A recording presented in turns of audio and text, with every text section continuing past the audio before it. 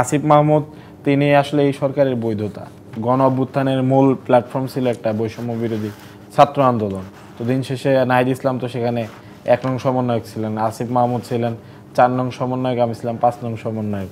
তো আমি যে হুট করে এই টেবিলে চলে এসেছি, এই টেবিলে চলে আসার যে প্রেক্ষাপট, আমি আজকে টকশো করছি, এটার প্রেক্ষাপট সৃষ্টি করেছে তো সেই প্ল্যাটফর্মটি, তাই না?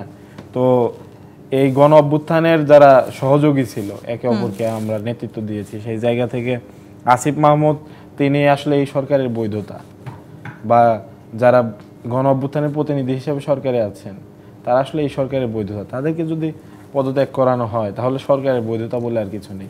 সেক্ষেত্রে আবার জুলাই সনদে যদি আপনারা একমত না হন এবং আপনারা সই করবেন না যেটি বলেছেন, সেখানে আসলে ঐক্যতে আরো বড় ফাটল ধরতে যাচ্ছে কিনা? ওকে কোনো ফাটল ধরবে না বলে আমরা মনে করি, এবং এখানে রাজনৈতিক জায়গা থেকে মানুষ যতটুকু ভাবছে, তার পাশাপাশি গণ অভ্যুত্থানে যে রাজনৈতিক দল এবং সাধারণ জনগণ প্রত্যেকের বিষয়টি নিয়ে ভাবা উচিত। কেননা জুলাই সনদ, দ্যাট মিনস সার্টিফিকেট, তো এটা কিন্তু থেকে যাবে।